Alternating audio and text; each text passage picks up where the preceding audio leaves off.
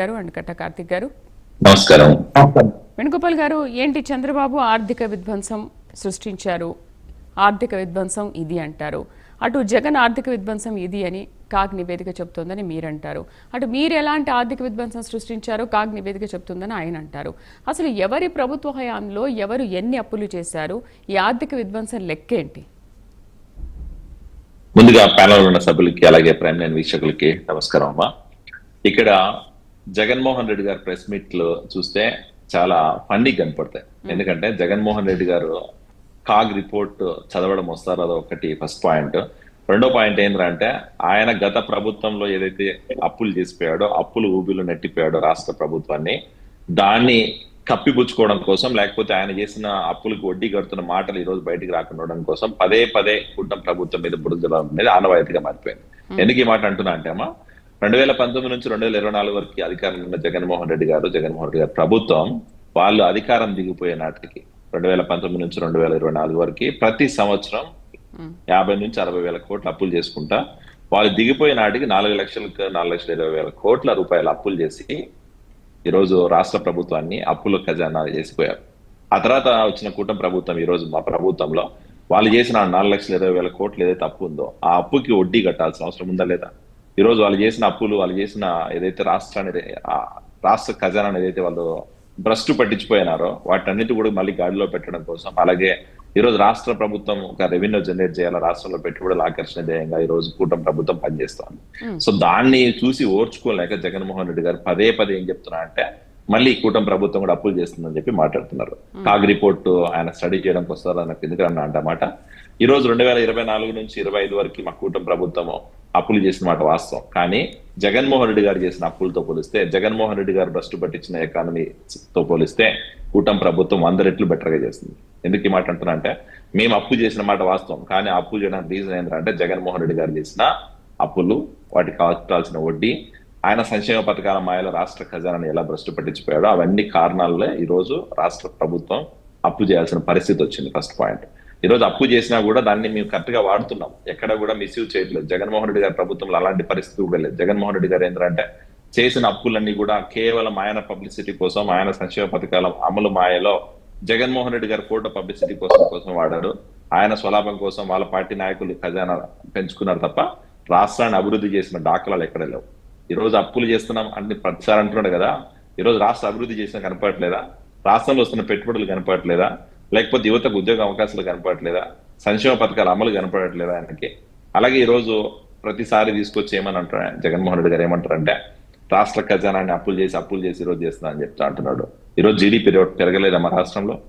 రాష్ట్రంలో ఈ రోజు జీడీపీ రేట్ పెరిగి మళ్ళీ ఈ రోజు గాడి తప్పిన రాష్ట్ర రెవెన్యూ లేకపోతే రాష్ట్ర బడ్జెట్ మీరు కూడా జగన్ ప్రభుత్వ హయాంలో ఉన్నప్పుడు మీరు కూడా ఇన్ని అప్పులు చేశారని మీరు అప్పుడు కూడా మాట్లాడారు కదా. అప్పుడు అప్పులు చేసినా కూడా దాన్ని ఎట్లా వాడాలని ఇంపార్టెంట్ ఇక్కడ. అప్పుడు అప్పులు చేస్తారు, అప్పులు ఈ రోజు ఆంధ్రప్రదేశ్, తెలంగాణ పక్కన పెట్టండి, దేశంలో ఉన్న ప్రతి రాష్ట్రం కూడా అప్పు చేసే పరిస్థితిలో ఉంది. అప్పు తెచ్చుకోవడం అనేది సర్వసాధారణం. కానీ ఆ తెచ్చిన ఫండ్స్ ని ఎలా యూటిలైజ్ చేస్తారు అన్నదే ఇంపార్టెంట్ ఇక్కడ. ఈ రోజు మేము కూటమి ప్రభుత్వం అప్పు చేస్తున్నాం అని చెప్పి ప్రతి పది అంటున్నారు కదా, కూటమి ప్రభుత్వం తెస్తున్న ఫండ్స్ ఎక్కడ యూటిలైజ్ చేస్తున్నాం, దేనికి వాడుతున్నాం అనేది ఇంపార్టెంట్. అదే జగన్మోహన్ రెడ్డి గారు తెచ్చిన 4 లక్షల కోట్లు, 4 లక్షల కోట్లు ఎక్కడ పెట్టాడు, దేనికి వాడాడమ్మా? కేవలం ఆయన పబ్లిసిటీ కోసం, ఆయన సంక్షేమ పథకాల అమలు కోసం అని చెప్పి ఈ రోజు ప్రజలకి రాష్ట్ర ఖజానాన్ని గండికొట్టిన పరిస్థితులు చూసాం.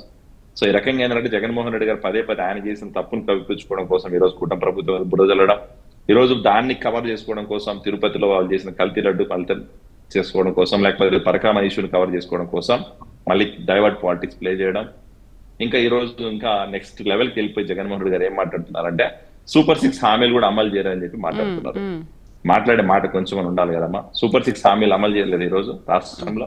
ఇచ్చిన మాటకు కట్టుబడి కూటమి ప్రభుత్వం అభివృద్ధి, సంక్షేమం 2 కళ్ళుగా భావించి ఈ రోజు రాష్ట్రంలో సూపర్ 6 హామీలు అమలు చేసాం. ఒక పక్క, ఇంకో పక్క పోలవరం ప్రాజెక్ట్ కంప్లీట్ చేయడానికి ప్రయత్నం చేస్తున్నాం. రాష్ట్రానికి పెట్టుబడులు తీసుకొచ్చి వైజాగ్ ప్రాంతంలో ఈ రోజు ఐటీ ఇన్వెస్ట్మెంట్స్ వస్తున్నాయి.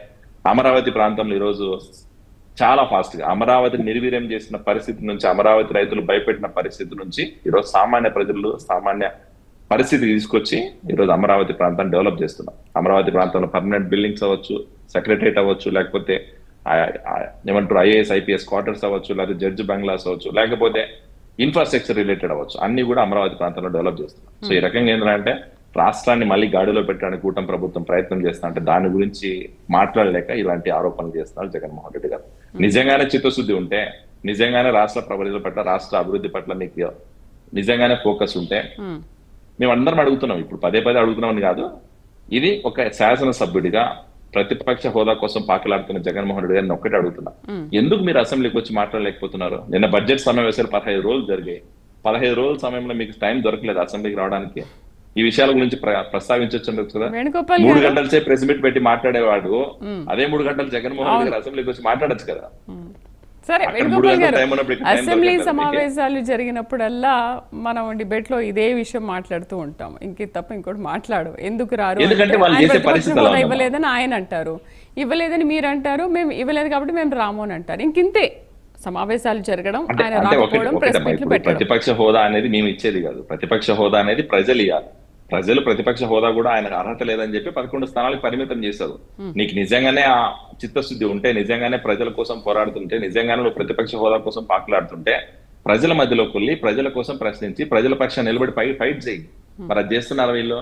లేదు. వాళ్ళు చేసేది కేవలం వాళ్ళ రాజకీయ స్వార్థం కోసం, వాళ్ళ స్వలాభం కోసం, వాళ్ళు ఈ రోజు చేసిన తప్పులను కప్పిపుచ్చుకోవడం కోసం కూటమి ప్రభుత్వాన్ని పదే పదే బదనాం చేయడం, దాన్ని వాళ్ళు చేసిన తప్పిపుచ్చుకోవడం కోసం ఈ రోజు డైవర్ట్ పాలిటిక్స్ ప్లే చేయడం, వాళ్ళు చేసిన ఏదైతే ఈ రోజు అప్పులు ఉన్నాయో ఆ అప్పులు ఊబిని కప్పిపుచ్చుకోవడం కోసం ఈ రోజు మళ్ళీ కూటమి ప్రభుత్వం మీద అప్పులు చేస్తుందని చెప్పి ఒక బూచి లాగా చూపించే ప్రయత్నం చేస్తున్నాడు తప్ప జగన్మోహన్ రెడ్డి గారు మాట్లాడుతున్న మాటల్లో వాస్తవం ఎక్కడా లేదు.